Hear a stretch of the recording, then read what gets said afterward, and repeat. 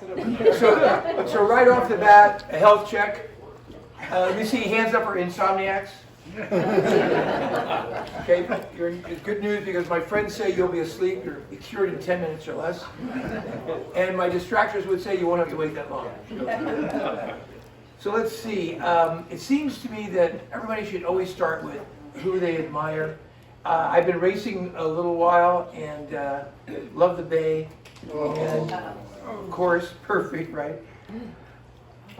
Where's our IT guy here? Who could possibly be? Can we just go up to that other display? Also, how do you do it? How do we do this? Russell picked a bad day to go traveling. For some reason, your computer keeps disconnecting from that to the TV. See how it's off now? Yeah. Turn it on, but after some Oh, he can edit it. Is it really? When almost fails. I've got an turn it off. 1846. Hit that button. It's 50. Time's going.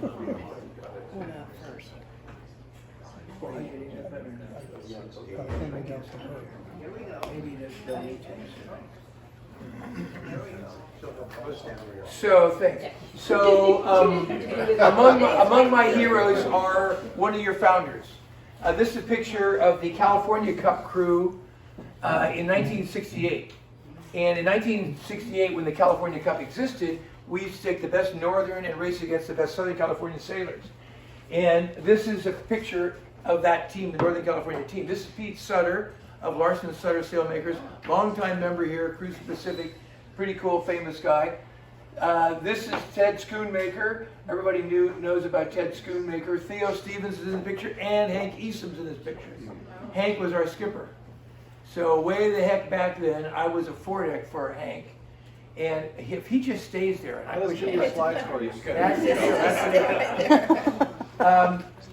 I think that every yacht club in the Bay Area should make Hank Easom an honorary member. Can I hear a hand for that? He's an honorary member. We did that. He didn't He signed a picture and by the member. exactly, and he should. You'll see that you've actually, this club has had other incarnations before it was called the Sausalito Yacht Club. Oh, really? Yeah, for 50 years, the San Francisco Yacht Club was at the Trident from 1877 to 1927. And that's the reason why there wasn't a Sausalito Yacht Club, because there was a Sausalito Yacht Club. It was just called the San Francisco Yacht Club, and it was right there. Next slide. Hank and I have been on teams way back then and on teams now. I'm very honored that he picked me for the next slide. Another hero of mine was Tom Blackcollar.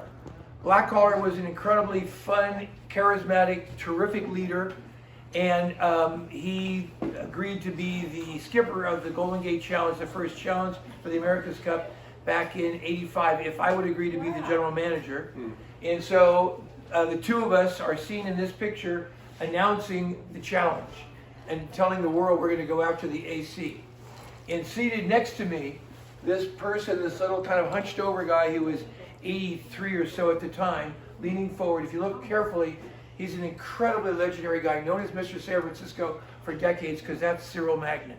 And of all the people in this array, and that includes then Mayor Dianne Feinstein, Blackcollar, Heiner Milner, Gary Mull, Alberto Calderon, Kenny Keefe of KKMI. He's the Keefe of KKMI, of Keefe, Kaplan. Anyway, of all those people, this is Bob Cole, who put up 800 grand to get us rolling. Of all those people, the most significant assistant in the whole program was Cyril. He couldn't walk very well. He couldn't really remember every detail, but everybody that I ever met who met him loved him. We would walk down the street going from meeting to meeting, and everywhere I went, people would come up and say, oh, my aunt knew you in '52, and somebody else in '45, and on and on and on. And he taught me what later my oldest daughter would say was a saying of mine. She said, among the 10 things that I learned from my dad, the most important was you can learn something from everyone you will ever meet. And that is true. And I didn't hear those words from Cyril, but I learned it from him. Because everywhere we went, he already had friends. We would have never gotten Pacific Telesis to give us $1 million. Later on, they gave us $500,000 bonus. So we did a pretty good job because they gave us a 50% bonus on only the first sports marketing sponsorship they ever did. Next slide, please.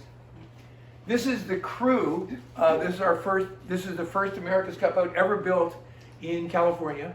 That's what was called US 49. And Kinney, this is Craig Healy, for those of you know. This is Scotty Easom. This is the nephew of your co-founder, Hank Easom. Scotty is, without question, the best, greatest rigger on the West Coast, arguably the best in the country. And if you're around riggers, you know that they generally come from a blue-collar cut, and they generally do real good craftsmanship if they're real good riggers. Scott Easom is different than that. He's actually quite sharp and intelligent, and his trade really is innovation. So he's constantly showing people more innovative ways to do things. Bunch of things on Youngster came from Scotty. This is Tommy Ducharme. All these are really great sailors. Russ Silvestri would go on to be in 2 Olympics. I got the opportunity to coach Russ through all of that. He was named Olympic Athlete of the Year in the year 2000 in Sydney. I couldn't have been more proud. Anyway, so this is pretty cool, guys. This is Bob Cole, who founded the syndicate. He said, okay, we're going to go after the America's Cup. And it took somebody with incredible gumption. He had a house and an office in Sausalito. So there's lots of Sausalito connections in my background. Next. This is always the slide that I go to next. You can count on it, you know what I mean? Especially with Apple. Especially with Apple. No, come back over here near the little. Oh yeah. Okay, another hero, Fritz Maytag. We caught this fish. We sailed out of Pelican Harbor last Thursday, went out the gate, copped a right, went up to Duxbury, and I landed this puppy. Fritz founded Anchorstein Beer and thus the entire microbrewing movement. Later, if that wasn't enough, he founded Old Potrero and Lennon Fogg, founding the micro distilling movement. Who's founded 2 whole movements, okay? Incredible buddy. The lesson of Fritz, and there's many, but the biggest one for me is he's incredibly low-key, and I saw in him people who would work for him for like 30, 35, 40 years. No turnover. So I was a young guy in business when we met each other. We've known each other for 53 years. We've been best friends for that long. And I learned how to cause employees to not quit working for you. Nobody's quit working for me for 11 years. So the thing is, he's that kind of an incredible character. Next picture. And of course, this is a hero. Youngster is 84 years old. Built in 37, the same year as the Golden Gate Bridge. She wants me to go this way. I'm predicting you to stay right here. She wasn't here. Anyway, so Youngster is 84. I cannot believe what she does for us.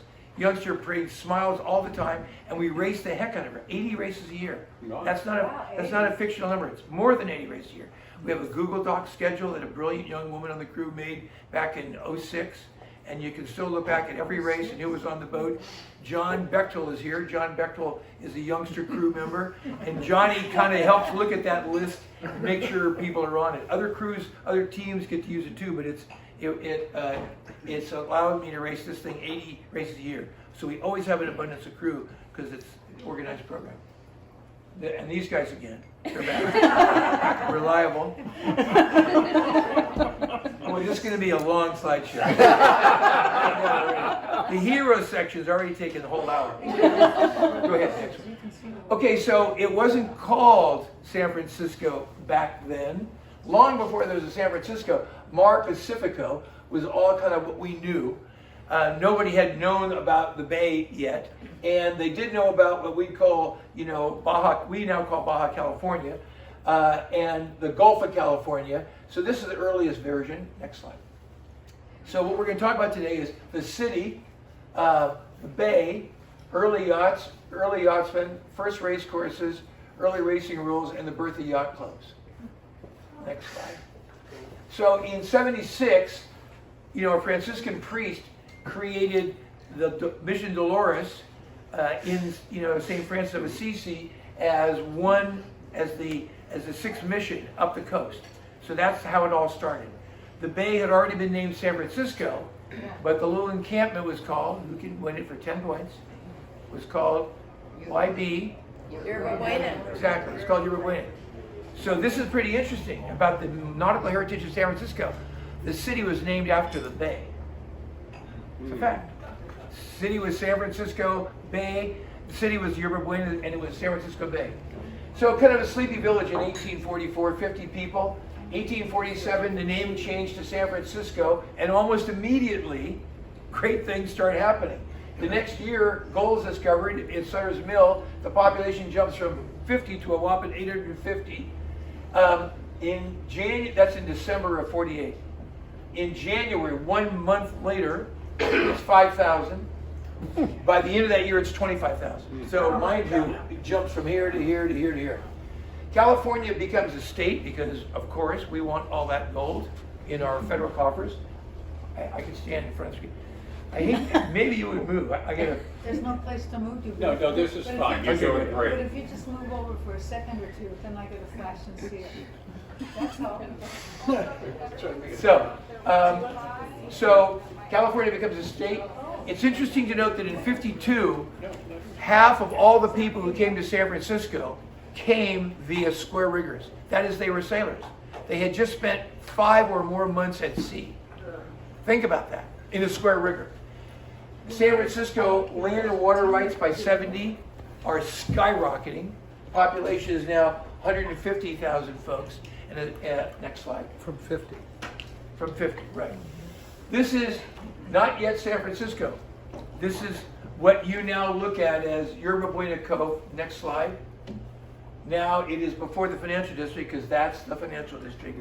This is literally the financial district of San Francisco. That is Treasure Island. Next slide. He knew which slide I wanted. He knew which slide I wanted. I'm so happy you're doing that. Our editor will Go back take one. this out. Nick, go back one more. Buy him a drink. Okay. So, before the financial district, population at the end of 48, December, next slide. This is what happens to San Francisco. Now notice this is joined that year, came that year. The green bar is new additions. Boom, boom, boom, boom, boom, boom, boom, boom. And the accumulation just keeps going and going and going. Next slide. This is January 49, Market Street. This is what Market Street looked like. Okay. Population is 5,000. That's in January. Next slide. This is, by the way, just so you'll know, when the square rigger came in the gate, this is a boat about this size. This is a modern boat. You know, this boat wasn't back then, but I got this picture on the 150th anniversary of SFYC. You'll see why in a bit. Just so I wanted us all to see what would it look like when the square rigger sailed in those days. Well, that's what it looked like. It was a big thing. No bridge though. There was no bridge, of course, not until 37 when the bridge get there. But when a square rigger came in, everybody noticed it. And they didn't notice it out here because nobody lived out here. Everybody was in that corner of San Francisco. Next slide. Thank you. Okay, so in January 1950, San Francisco's population is now, December, January 50, population is now 35,000, and the bay is becoming littered with square riggers. Ever go to one of these amusement parks lately and you see all these little rent-a-scooters that work on your cell phone and they're scattered all over the place and you wish somebody would have an organized way to deal with them? Well, the same thing happened with square riggers because it was 100 tacks out the gate. So it was easier once they got here to leave them. So the square riggers that were chock-a-block on the whole Embarcadero became the first buildings of any size, stores, bars, restaurants, hotels, all that. And then later on, as we kept filling in land, you'll see why that happens. They essentially get ultimately buried. Next slide. So, filled with boats that are being abandoned. I say the first yacht club is created in 52. It later on fails. In 55, there is a press mention of betting on sailboat races. Okay? And the bet is, well, you'll see. And then in 69, SFYC is founded to create a more orderly form of racing. That's its purpose. Its purpose was not to drink enough booze and whatever else we do now. Its purpose was actually to have a more orderly form of racing. And you'll see why as we go on. The PICOA is formed, the YRA is formed, and in 27, half of the club located at then the Trident, called SFIC, breaks in half and goes that way. And 15 years later, this club is founded. Because the club you had, that really was your club, just broke in half and left town. One part went to Belvedere, one part went to the city, and 15 years later, Hank and other guys founded this club. Next slide. In 51, look at San Francisco now, 51. This is just 2 years later, okay? Next slide. See, these are actual photographs. Look at it. It's just filled in with buildings, and all in the background are ships, square rigger ships that are not leaving. When I was a Sea Scout, I learned to sail in Aquatic Park in 57. As a young kid, we had a guy who was called William A. Mahoney, Wob. He was the harbor master, and he sailed square riggers. He was that old then. And he said over and over, it was 100 tacks off the gate. And we would say, in ebb tide? Ron, shut up. You ask too many questions. Anyway, in an ebb tide. Anyway. This helps you ad-lib. Exactly. So the thing is, San Francisco, this boom town, has no, when people come here, they don't have stores, so people start founding stores. The entrepreneurial spirit that we think of with Silicon Valley and San Francisco starts here, because there are no businesses. We grow like a weed and found businesses. For years I was at the biggest ad agency in the Western U.S. in charge of Levi's. And I knew all about our history because Levi Strauss came out here to sell tents. But when he got here, he realized, no, lumber is so cheap, people are building shacks everywhere, and he decides to sell pants. So we nowadays would call that a pivot. But he was an entrepreneur then, and he knew, okay, I got tents, nobody wants these things dyed in Denim, France for tents, I'll do something else with them. Next slide. Okay, so the next slide is going to show Mission Bay. Right now, the biotech sector of San Francisco that's grown up from the dog patch to what it is now, that was a bay called Mission Bay. It was a big bay, and it's called Mission Bay because Mission Creek emptied into it. Yeah. Mission Dolores, Mission Creek, Mission Bay, they're all tied together. They're all one of the other. Okay, then there's a bridge, and I'll show you that's called Long Bridge there. Okay, on Mission Bay. That becomes 3rd Street. Next slide. The next speaker you have owes me, because I know you're going to fix this. Anyway. Take a breath. So the thing is, there's this big bay over there. And the western part of San Francisco is just all sand dunes. Nobody lives there at all. Everybody lives where we started, in the Mission District and in what would be the financial district. Wow. And so all this sand dunes and stuff like that is basically desolate. And I'll show you how the chart, so the chart begins to change. And as you look at the topographical maps of San Francisco, you realize that the bays start getting filled in. They get filled in because if you have a little harbor in front of your land and you shove dirt from a hill nearby, and there's lots of hills in San Francisco, so we start tearing down the hills and shoving the hills out into the water. And that goes on unabated until about 68, when the BCDC is formed. 3 women from Berkeley, all the wives of teachers in Berkeley, they create that. Next slide. Okay, so here is Mission Bay. This is the financial district. This has already been filled in. All been filled in. There used to be a bay right there. This is still a bay, and this long bridge is now turned into a road. First it was just a railroad bridge, then it's a road. Next slide. Oh, yeah. I want to keep going. This is Mission Bay before. This is 53. Then a bridge comes right across here. That's called Long Bridge. It's now 3rd Street. Next slide. This is the original area of the shoreline. I want to show you that because as it fills in. Next slide. What happens is as it fills in and Long Bridge turns into what we now know to be 3rd Street, buildings start going up on this pier. And The first races, the first one I found is 55. First races in San Francisco Bay, this one right here. The races are around things and back, and they start from down here. Remember, this is all sand dunes. This is Mission Bay. This was the financial district. This is the financial district here. So they start off of Vallejo Street Wharf. They go down here to Hunters Point, go out to someplace, Island, which is your Treasure Island, out to usually where Round Mile Rock is, and then they come back in. Next slide.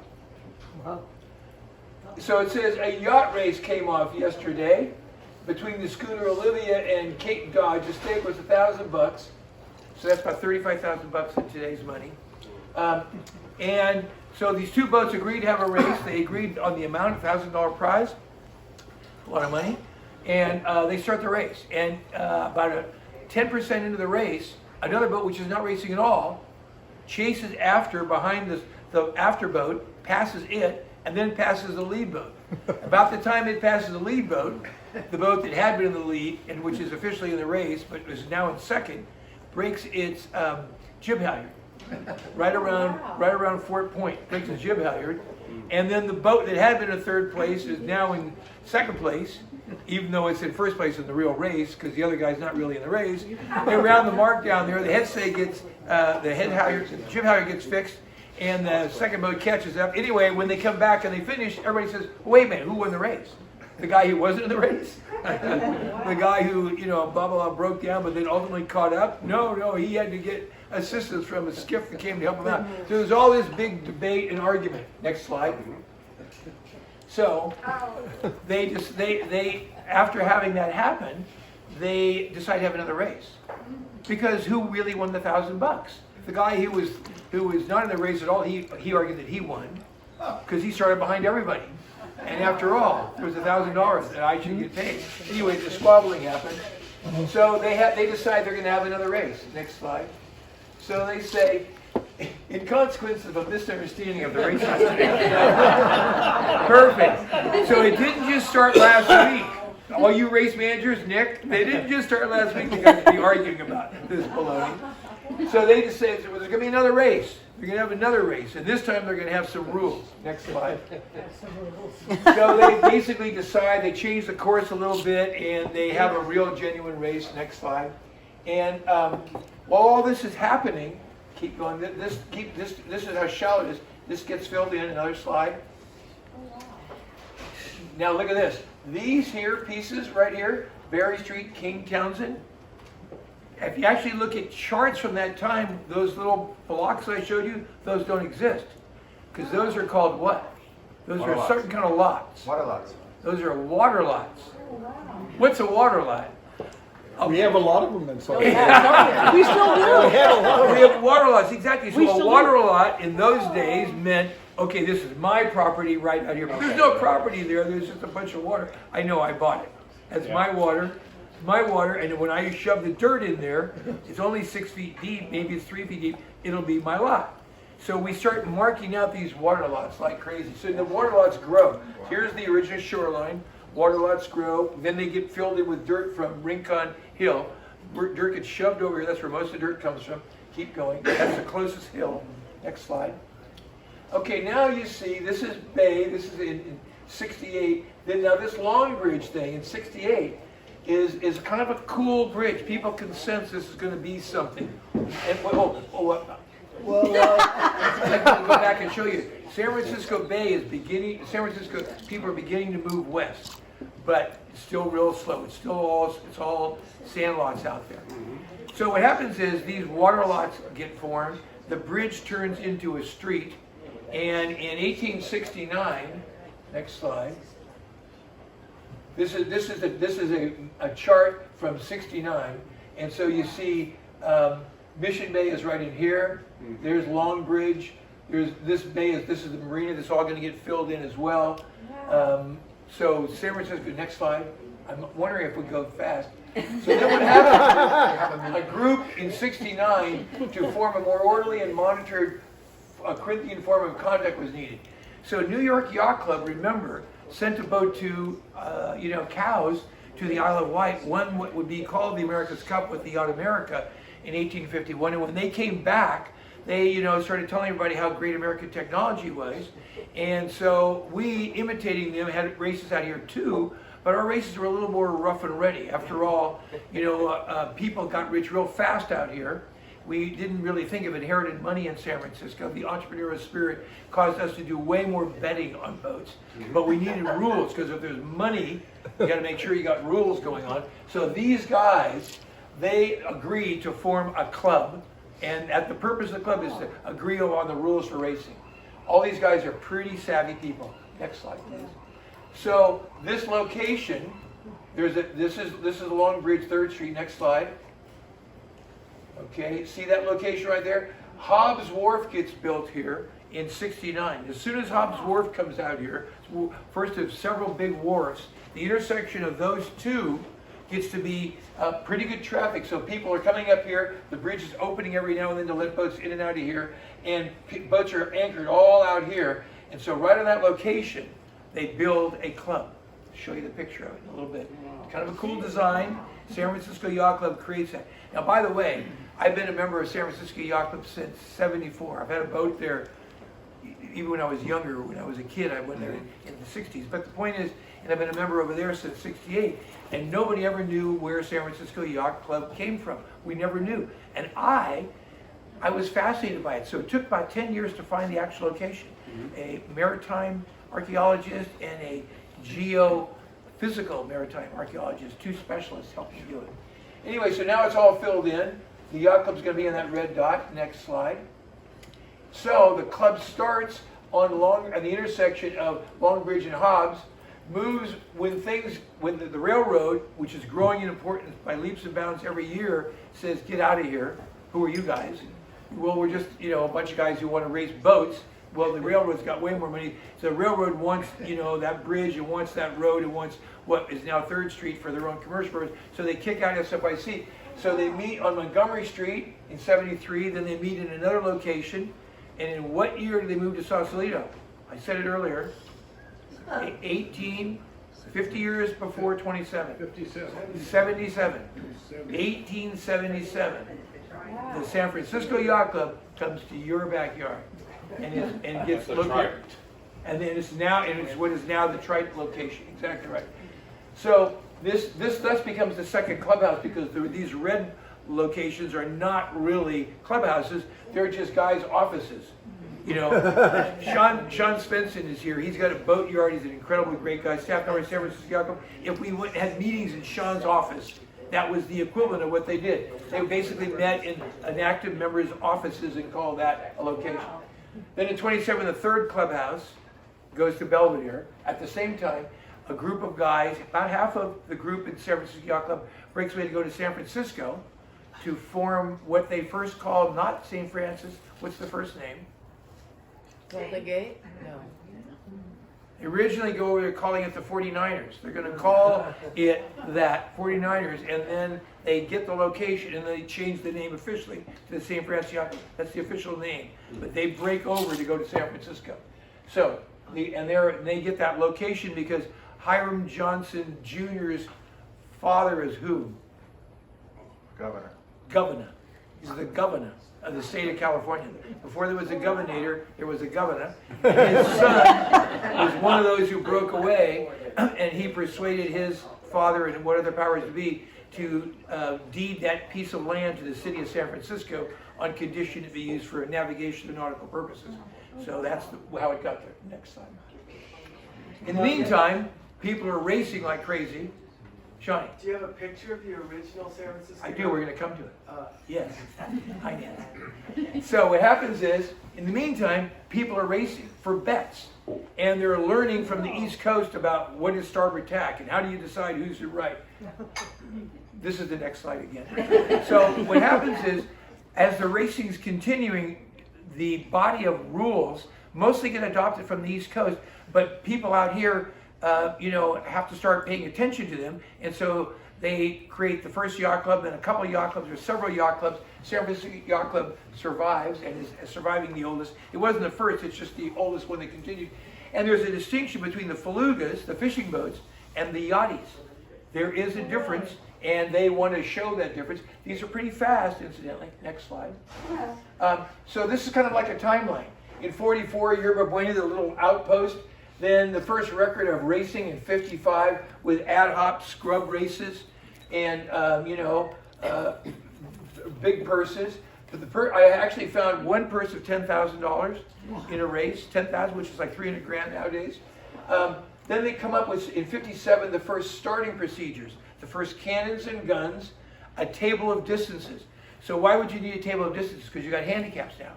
So if this is the race, this is the table of distances, so this is what your handicap is. Your boat's bigger than her boat or his boat, so you use the table of distances to calculate handicaps.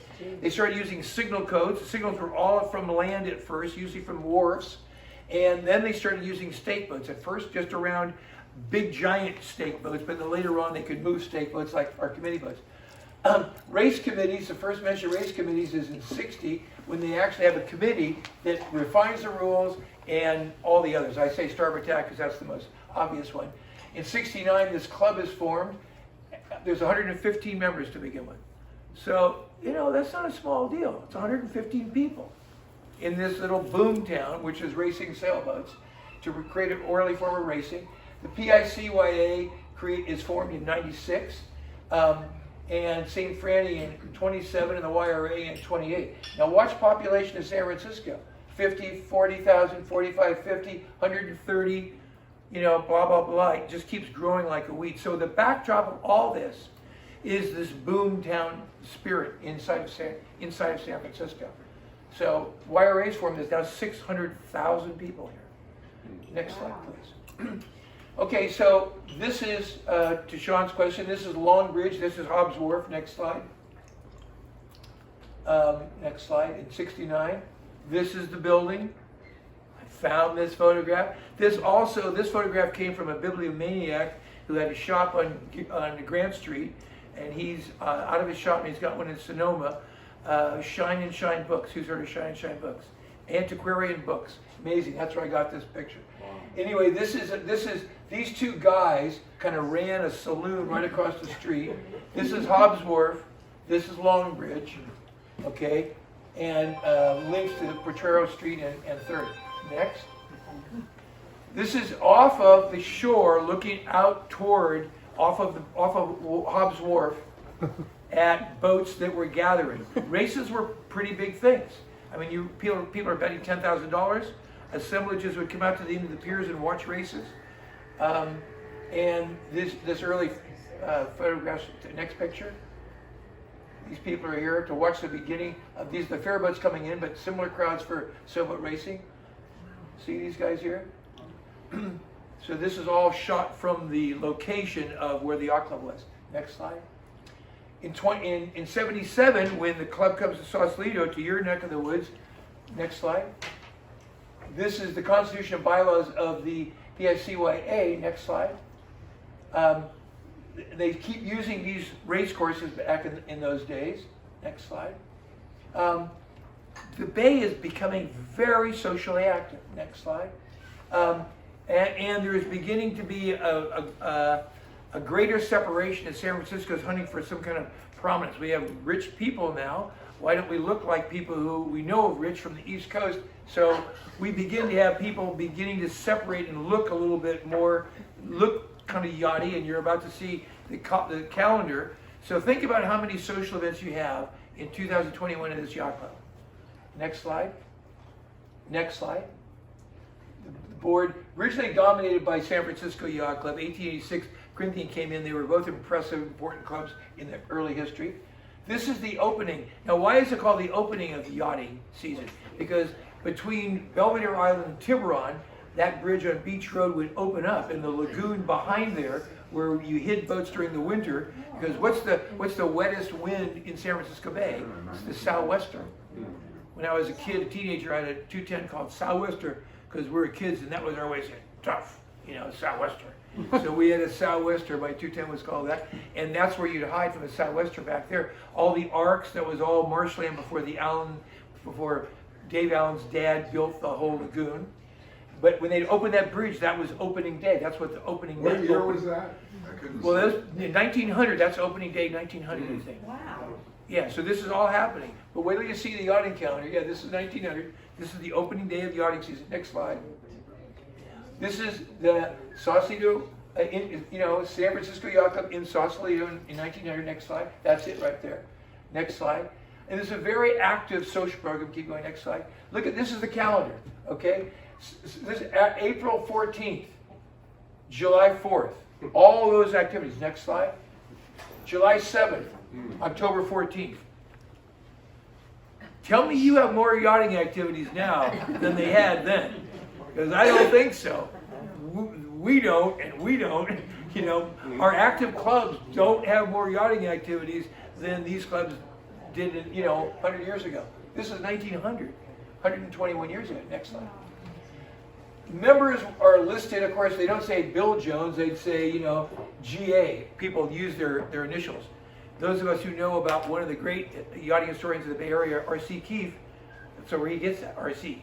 He doesn't want to be called Bob Keefe. Some of us who've known him for a long time, people call him R.C. Well, people use that protocol, yes. Cups were real cups. Cups were genuine cups. Perpetual Cup next in 99. People are racing with all kinds of, good-sized yachts, 70-foot, 80-foot yachts. When I was a kid, a 60-foot yacht, I used to sail on a boat called Baruna. It's like 73 feet. That was a big boat. Nowadays, big boats are 273 feet. But in those days, it was about the same. 60-foot boats were big boats. 70-foot boats were big boats. All heavier, of course. Next slide. Baseball was new. Yachting was new.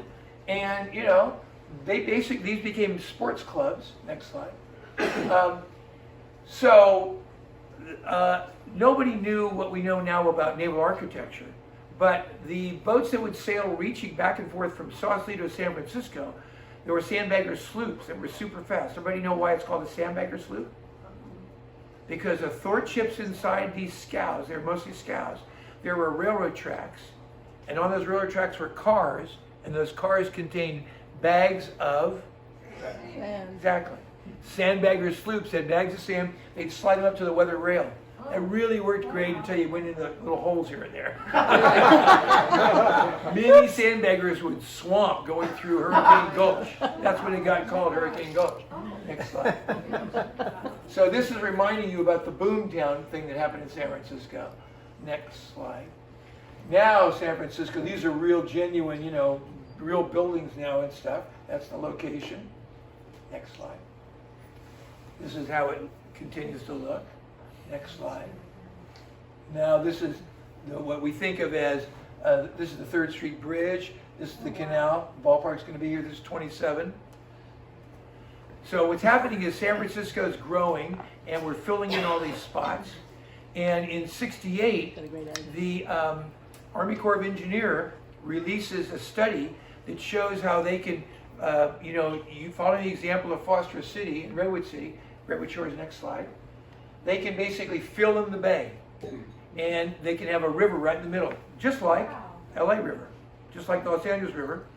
And these 3 women from Berkeley go berserk, scream, pull their hair out, and do all kinds of good stuff, and they stop it, and they create the BCDC, and don't let that happen. There's a video about that was debuted at a Wednesday yachting luncheon 25 years ago.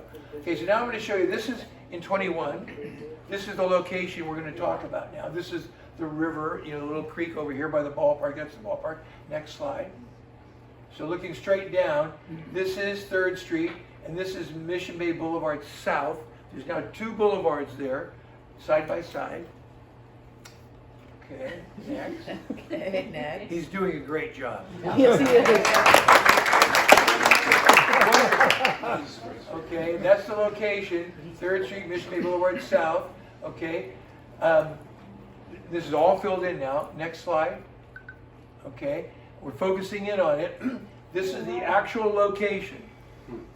The actual location of where the club was in that intersection right now. Oh my God. Okay, this right here was Hobbs Wharf. This was Long Bridge.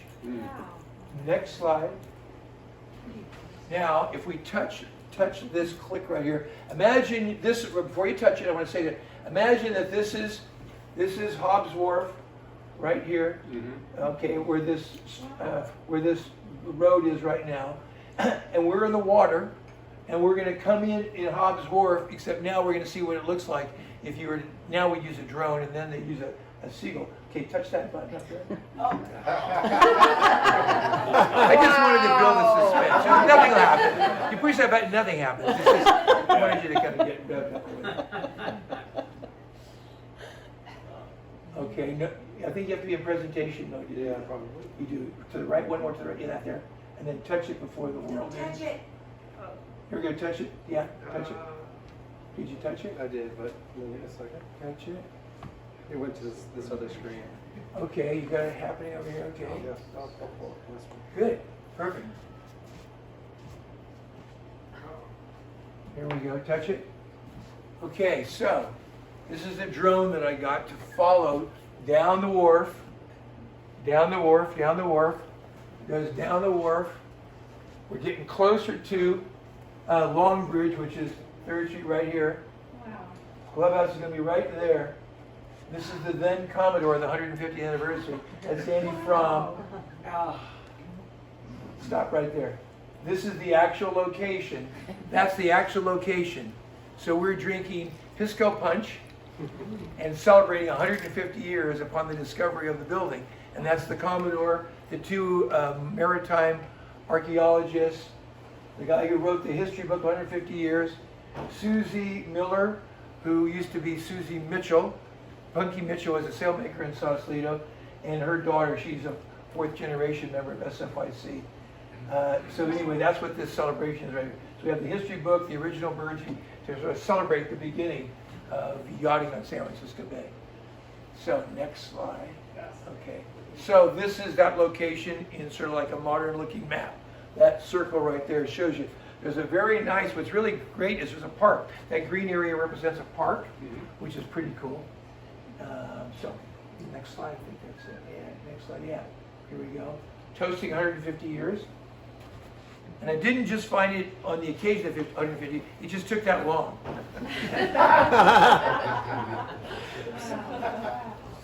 Okay, so that's the presentation. You ready to get it? All right.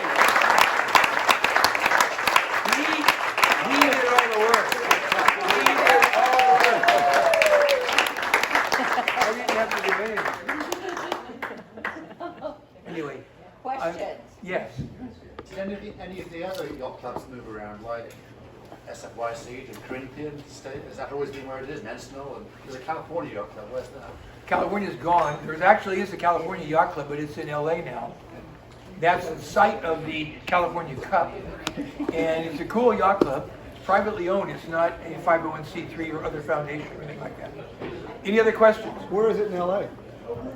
Sure. It's by in Marina Del Rey. It's really close to the airport. And it's on a very big marina. It's a gigantic marina. When was Golden Gate Yacht Club founded? Is it recent? Yeah, it is recent. 53 or something. Sean, you know what year, Sean? No, I don't. Golden Gate's like 53 or something. It's late too. Originally, Golden Gate was a barge.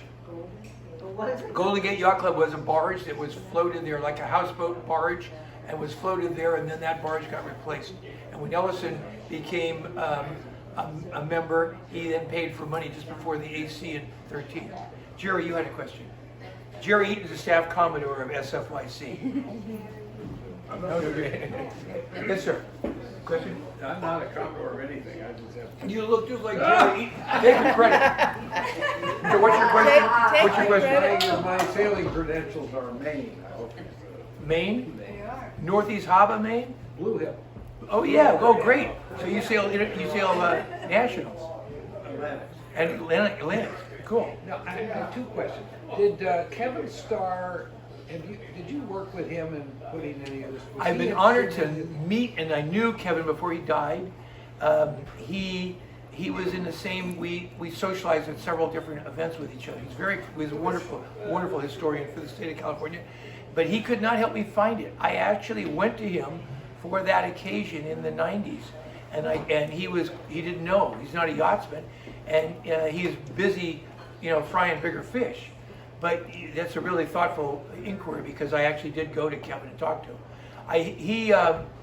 My aforementioned Fritz Maytag, my friend, with Anchor Steambeer, he made a point of wanting to have maps of San Francisco for calendars for decades.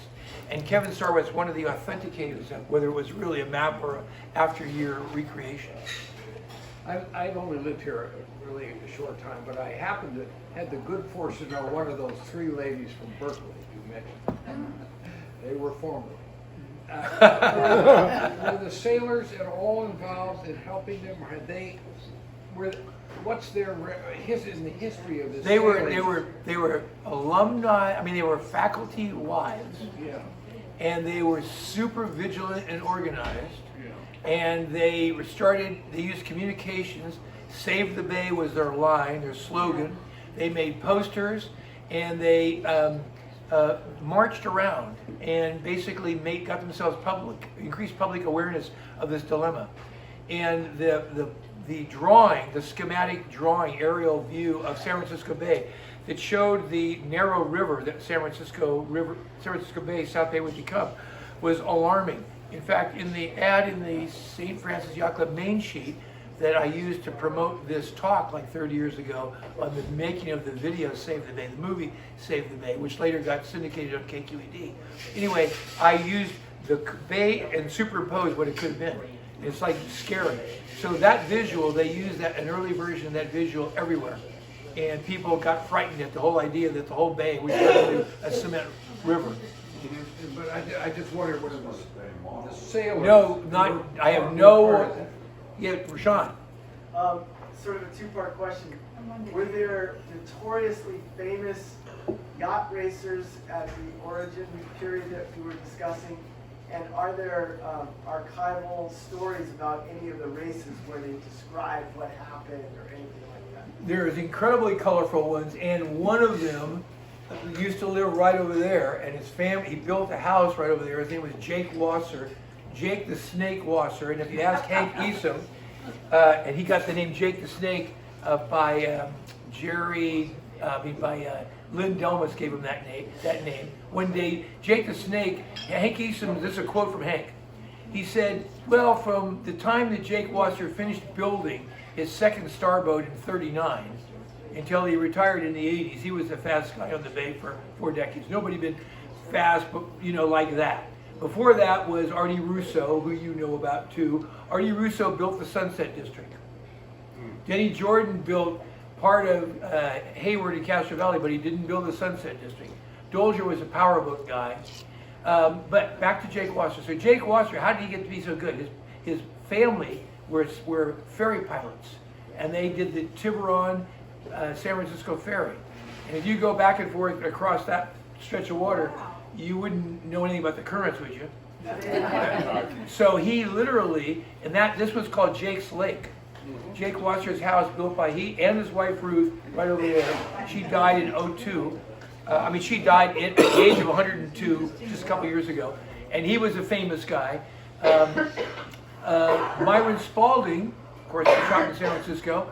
I asked Myron he gave 2 Wednesday Yachting Luncheon Talks in the 90s.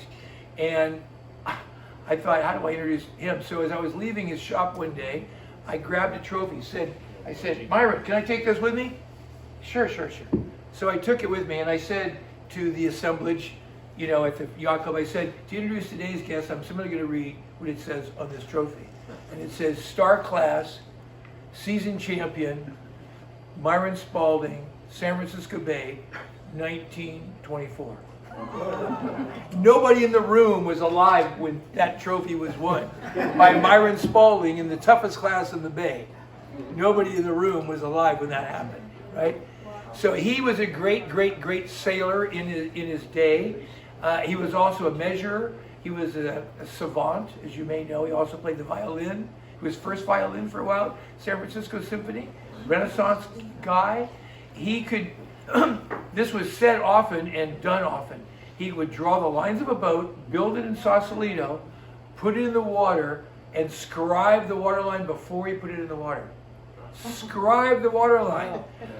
Cut a groove in the wood before he put the boat in the water. And the boat, there was no ever account of a boat not. Being on that, yeah. How do you draw a boat, build it, scribe the water line before you put it in the water? And they all floated on their lines. So like, he was an amazing character. And his shop, is now kind of a quasi-shop museum, yard museum. Yes, ma'am. With all this extraordinary history, do you have any speculation about one of the most radical changes that's going to happen here in Sausalito and San Francisco over the next few years? Well, first of all, I wish that you guys had actually a kind of like a rock breakwater that went out like this, right around your harbor. Mm-hmm. No, I know all of you wish that too. But those three ladies in Berkeley, you need made that impossible. We have plans. Exactly, yeah. So I know, but I think that one of the wisest things we could do, and if I really got off my butt, I would want to do it, is recreate the oyster beds of Richardson Bay. Oysters are filter feeders, and it would be so good for our region if we did it here, and then did it in South Bay, and then did it in San Pablo Bay. This used to be these were big, huge oyster farms. And I talked about the sandbagger sloops. Well, the oysters used to get harvested and taken over to downtown, what we now know as downtown San Francisco, what they knew as San Francisco. And they'd sell oysters, big oysters for, nothing, because there were so many of them.